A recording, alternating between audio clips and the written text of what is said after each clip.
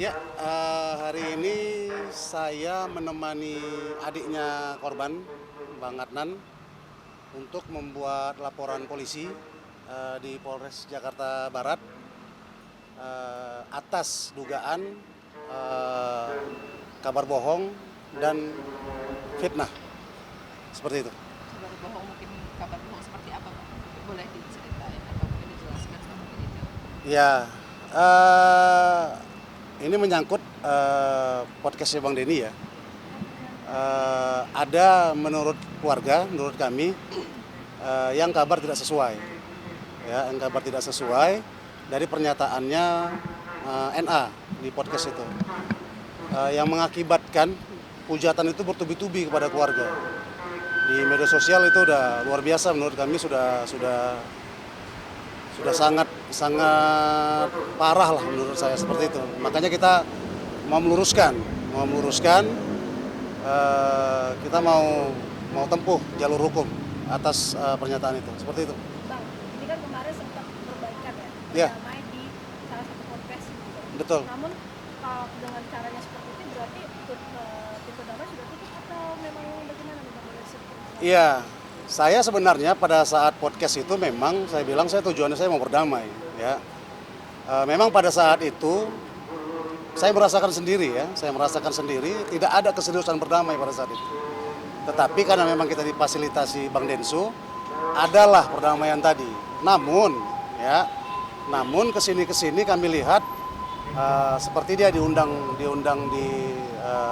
infotainment, kemudian ada postingan-postingan setelah itu, ya, baik dari NA sendiri maupun dari pengacaranya, yang terkesan memang memframing dan menyudutkan kami. Ya, kemudian ada cuplikan-cuplikan pada saat itu yang diambil dari TikTok, kemudian dari Instagram, yang hasil dari podcastnya Bang Densu itu dijadikan cuplikan, menjadi serangan brutal kepada kami, kepada keluarga. Nah, dari situ yang tadi katanya kita mau berdamai, dengan sampai saat ini pun saya berdiskusi, saya berkomunikasi baik dengan Bang Denny selaku mediator kita, ya, dengan tanda petik pada saat itu, kemudian juga dengan pihak pengacaranya Nadia, untuk kita duduk bareng di pihak kepolisian. Namun sampai dengan saat ini saya sudah berupaya ke sana kemari di Polres Rantas Jakarta Timur, maupun juga dengan berkomunikasi dengan pihak kanitnya. Respon itu belum ada yang saya lihat. Bang, sebenarnya apa sih yang dituntut oleh pihak keluarga sendiri? Karena kan info yang kita dapat bahwa dulu sempat RM sendiri atau dia sendiri berusaha untuk bertanggung jawab gitu ya, memenuhi tanggung jawabnya. Ini seperti apa nih Bang? Iya, saya perlu luruskan juga, ya. Keluarga itu sebenarnya menuntutnya itu nggak banyak, respon aja. Awalnya ini, ya, respon aja. Karena dari tahun 2020 loh, dari tahun 2020 ini keluarga mencoba menghubungi, namun nggak ada respon. Ketika viral lah maka respon. Nah, pada saat viral ini memang ada pada saat itu Bang Densu, ya, menyatakan bahwa pihak Nadia ingin bertemu. Nah, disitulah kita ambil niatnya itu untuk menyelesaikan ini secara baik-baik. Ya, namun tadi saya bilang, ya, respon itu kurang disambut baik menurut saya, lah. Sehingga pada akhirnya ada framing-framing di media sosial dan segala macamnya yang akhirnya menyudutkan kami, korban dalam hal ini. Korban menurut saya serangan di media sosial itu terlalu brutal menurut saya. Seperti itu. Kondisi dari korban sendiri seperti apa? Lalu keluarga, karena ini kan sudah dilaporkan di Polres Jakarta Barat, mungkin keluarga seperti apa responnya nih? Ulangi, Mbak. Ya kan ini korban kondisinya sekarang sudah seperti apa? Baik. Maksudnya dalam arti adakah perkembangan dalam proses penyembuhannya beliau? Baik. Lalu pihak keluarga sendiri dengan sudah berkoordinasi lah ke SPKT, mungkin harapannya mereka itu seperti apa keluarga pengennya? Ya, kalau kondisi korban ya memang masih tetap memprihatinkan menurut saya, ya, Mbak, ya. Karena harapan untuk hidup normal itu saya rasa jauh banget sih, ya. Tapi mukjizat kita nggak tahu, ya. Yang jelas kami itu kesini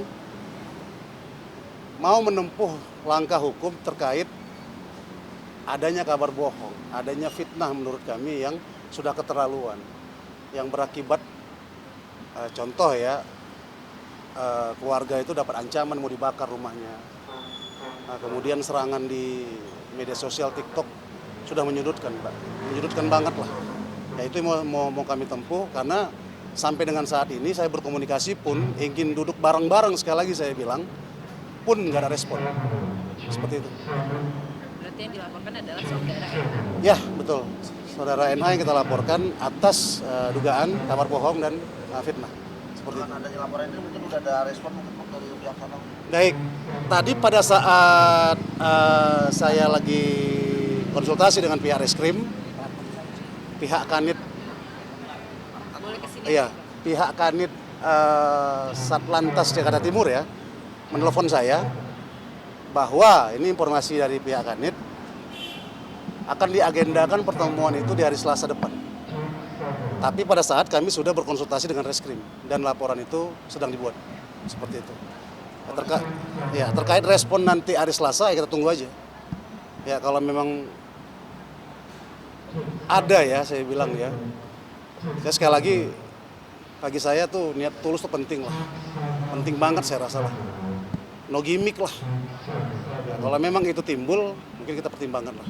Seperti itu. Berarti yang diinginkan keluarga hanya respon dari Yes, NA. betul. Respon yang baik lah. Tulus. Karena fokus kita hanya ke korban, nggak ada lagi. Fokus kita ke korban penting bagi saya ya. Selain dia menurut saya harapan untuk pulih pun saya rasa nggak ada lah ya.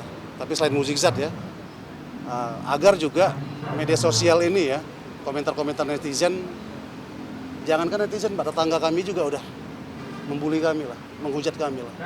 Saya rasa saya nggak mau seperti itu lah. Itulah yang kami harapkan. Kode kakak sendiri sebagai adik korban juga. Seperti apa?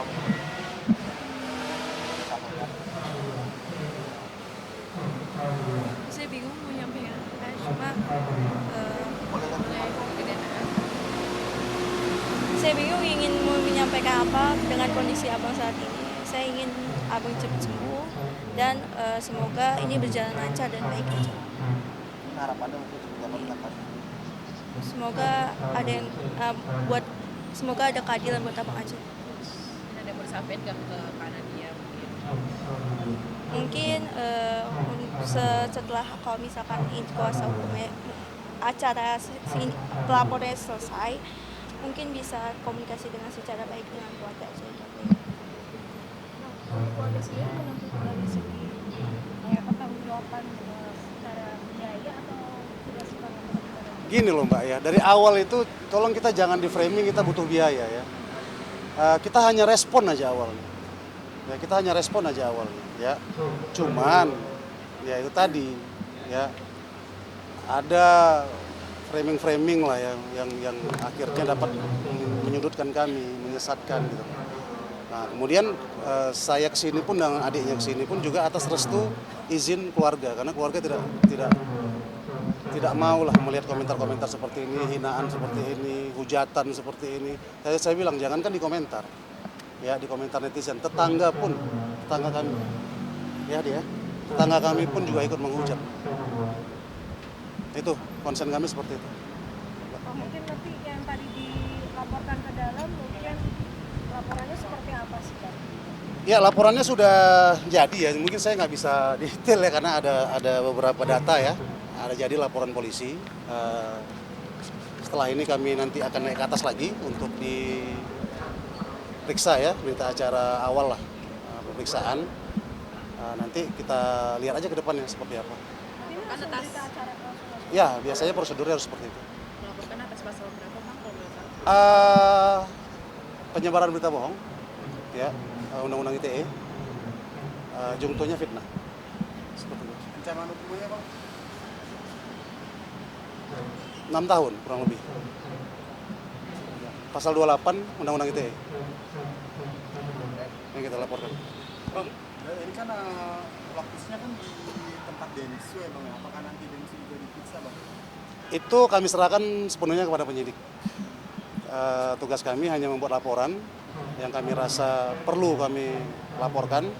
Nanti selebihnya ya penyidik yang melakukan proses itu. Seperti itu. Oke. Terima kasih Mbak. Thank you.